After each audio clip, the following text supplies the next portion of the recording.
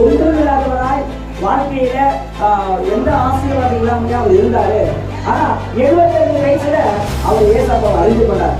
இன்னைக்கு இந்த அருமையான ஐயா பாத்தீங்கன்னா எத்தனை ஆண்டு அவர் ஜபம் அவருடைய திருமண நாளும் சரி அவருடைய பிறந்த நாள் கொண்டாடிப்பாரு. ஆனா ஜபம் பண்ண மாட்டார், கண்டிப்பா வச்சிருக்க மாட்டார். ஆனா இன்னைக்கு எப்படி ஆவதான ஆண்டவர் 75 வயசுல அழைத்து ஆசீர்வதித்தாரோ அதே போல இவங்க 2 பேரும் ஏற்றமா ஆசீர்வதிப்பாரு.